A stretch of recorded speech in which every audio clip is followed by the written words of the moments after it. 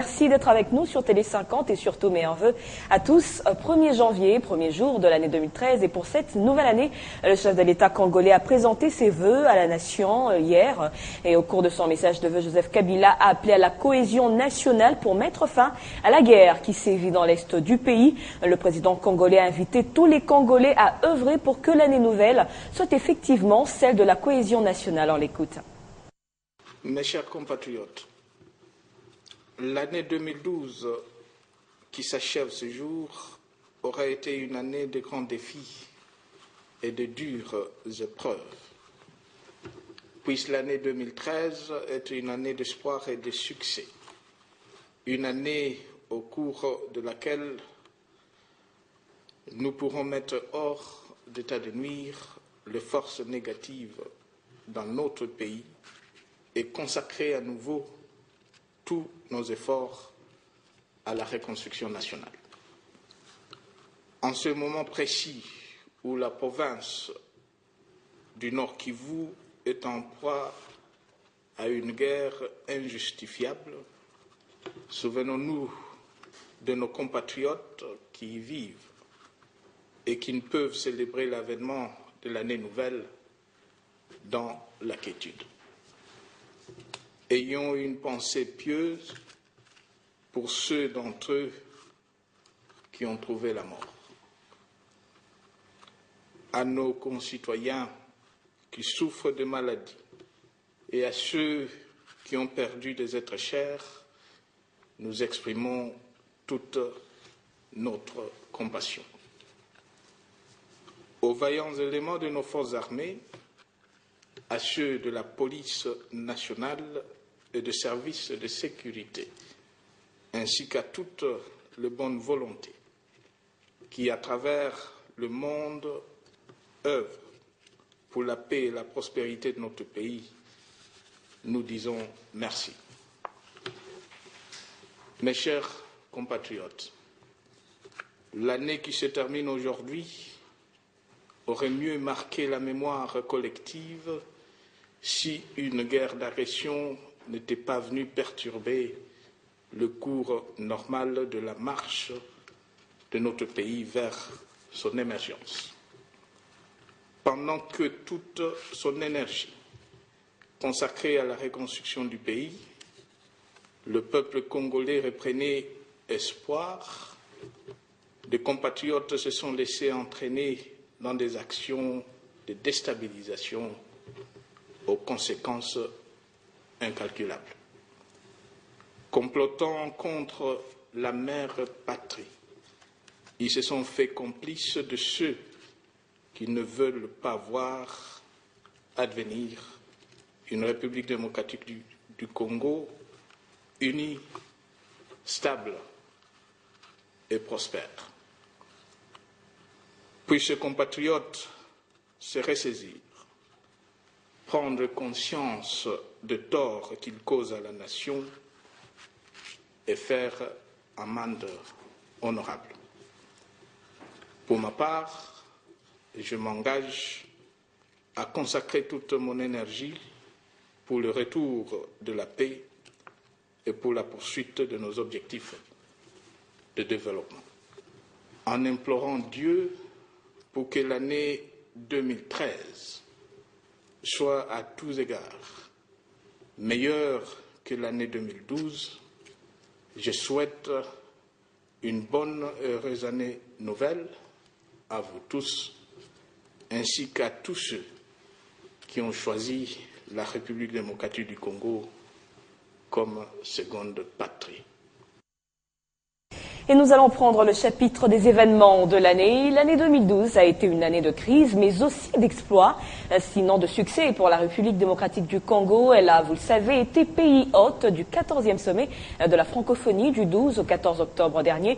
Kinshasa, qui tenait à réussir ce pari, avait réuni une vingtaine de chefs d'État et de gouvernement de l'espace francophone.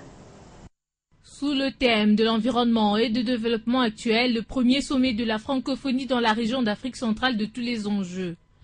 Plus politique, ce test, grandeur de la nature, de la capacité de la RDC d'organiser des grands événements, a mobilisé plus de 30 chefs d'État, de gouvernements et des délégations de Kinshasa.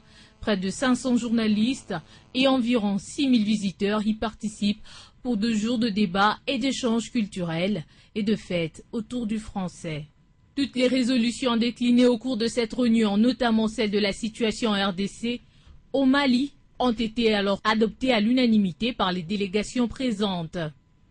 C'est pour la première fois en 1989 que le Congo fit part de sa volonté d'abriter un sommet des pays ayant en partage le français sur son territoire, un vœu exaucé 2 ans plus tard. Kinshasa peut désormais se vanter d'avoir si remarquablement organisé cet historique qui lui permit de démontrer à la face du monde que la RDC reste la grande nation avec laquelle il faut compter. Autre événement, c'est la prise de la ville de Goma au Nord Kivu par les rebelles du mouvement du 23 mars. C'était le 20 novembre dernier, une ville qu'ils ont dû quitter quelques jours après sur recommandation de la CIRGL et de la pression internationale.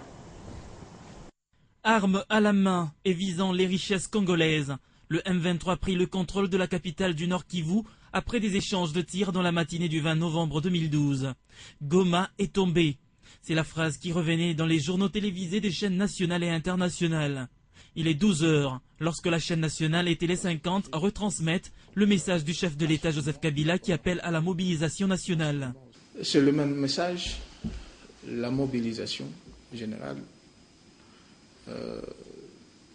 C'est difficile de dire qu'il faut garder le calme, mais effectivement, il faut garder le calme. Le Congo doit continuer à se préparer. La mobilisation doit se poursuivre, pas seulement au Nord Kivu, pas seulement au Sud Kivu et la province orientale et ailleurs, mais sur toute l'étendue du territoire national. Juste après son adresse, Joseph Kabila s'envole pour Kampala, où il participe au sommet extraordinaire de la CIRGL. Le communiqué final de ce sommet somme le M23 à quitter Goma. Sur place à Goma, le M23 pille et viole et tente même de dévaliser le coffre-fort de la BCC. Mais le règne de ce mouvement à Goma n'aura duré qu'une dizaine de jours. Sommet après de fortes mobilisations internationales du Conseil de sécurité de l'ONU de se retirer de 20 km de la ville.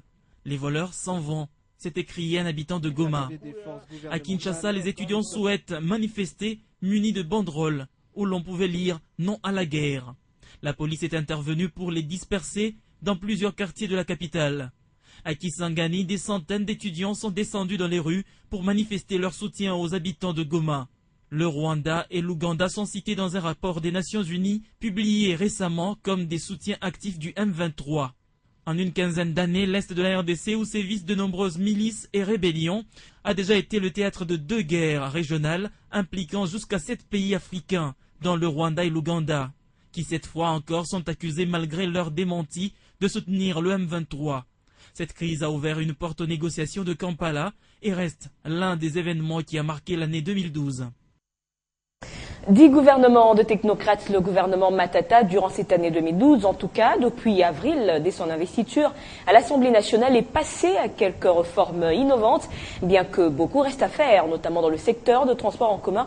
Eh bien, la paye par voie bancaire, cette innovation a été saluée par les policiers, militaires et tous les autres fonctionnaires. Alain Lino Mwamba revient sur les faits. C'est 5 mois après les élections du 28 novembre 2012 que la RDC a connu son nouveau gouvernement. Une équipe gouvernementale resserrée, peu politique, avec quelques sortants, où le Premier ministre garde la main sur les finances.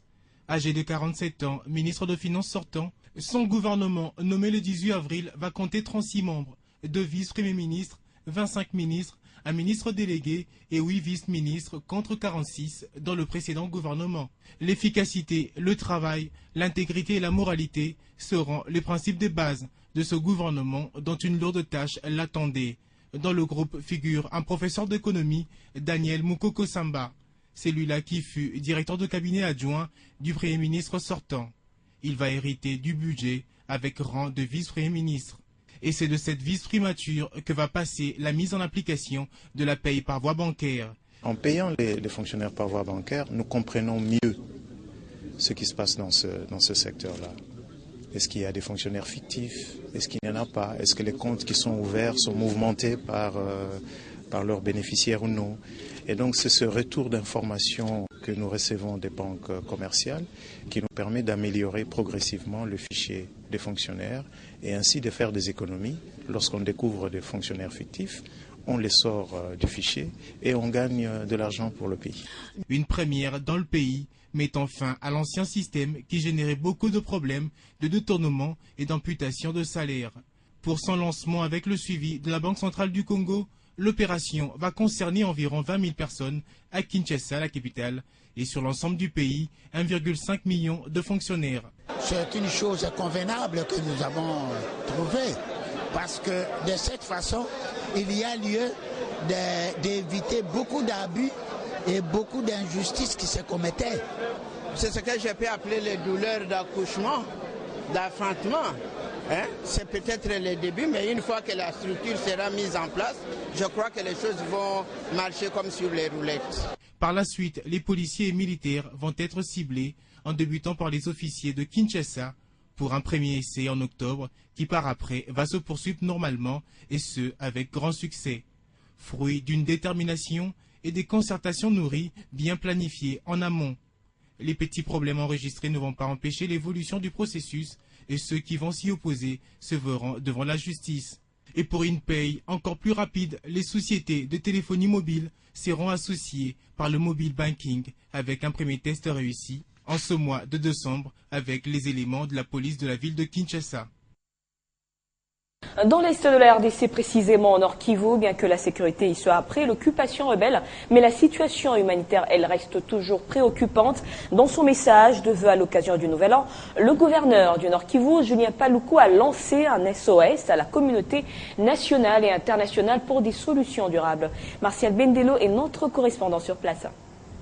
Dans son message, le gouverneur Julien Paluku n'a pas caché sa préoccupation face à la situation qui prévaut en province du Nord Kivu depuis l'insurrection déclenchée en avril 2012 et qui s'est par la suite transformée en agression de la République démocratique du Congo. Parfois sans assistance consistante, ces hommes, femmes, enfants et vieillards meurent innocemment, les uns sur les chemins de l'errance, les autres dans leurs lieux de concentration, souvent à la suite du manque de prise en charge efficace. Et le silence de la communauté internationale n'est-il pas coupable? Depuis que la crise a commencé au Nord Kivu, on attend des discours du genre, je cite, « Nous sommes préoccupés. Nous suivons attentivement ce qui se passe à l'est de la RDC. Nous demandons que tout appui extérieur au M23 cesse. Nous mettons en garde contre toute attaque aux forces des Nations Unies. Nous allons traduire en justice tel ou tel autre. » Fin de citation. Les peuples du Nord Kivu et celui de l'Est sont fatigués à entendre ce genre de discours qui frisent un désintéressement face au drame humanitaire et sécuritaire que connaît la partie orientale de la République démocratique du Congo. Tout en rendant hommage à tous ceux qui ont perdu leur vie suite à cette guerre injuste, l'autorité provinciale a rendu hommage au chef de l'État Joseph Kabila Kabange pour ses efforts consentis afin qu'une paix durable revienne sur l'ensemble de la République démocratique du Congo et en province du Nord Kivu en particulier. À cette occasion, le gouverneur Julien Paluku a adressé un SOS à l'intention de la communauté nationale qu'internationale, notamment sur la situation humanitaire toujours dégradante à la province avec 1 million de déplacés internes et près de 100 000 Congolais contraints à traverser la frontière congolaise en direction du Rwanda, soit de l'Ouganda. SOS du gouverneur Julien Paluku à l'intention de la communauté nationale et internationale. Depuis le mois d'avril 2012, le Nord Kivu est confronté à une grave crise à la suite de l'insurrection de certains éléments des forces armées de la République démocratique du Congo, insurrection qui s'est transformée par la suite en agression de la RDC. Et depuis lors, une crise humanitaire s'en est suivie avec environ 1 million de déplacés internes et près de 100 000 Congolais contraints à traverser les frontières pour le Rwanda ou pour l'Ouganda. Il en appelle à cette occasion à la conscience nationale pour la défense de la patrie et de l'intégrité territoriale en constituant une armée responsable et dissuasive pouvant faire face à toute menace contre la République démocratique du Congo. Et parlant de solidarité en cette période de festivité, toujours au Nord Kivu, le gouverneur Julien Paluku est allé au chevet des femmes vulnérables. On écoute encore une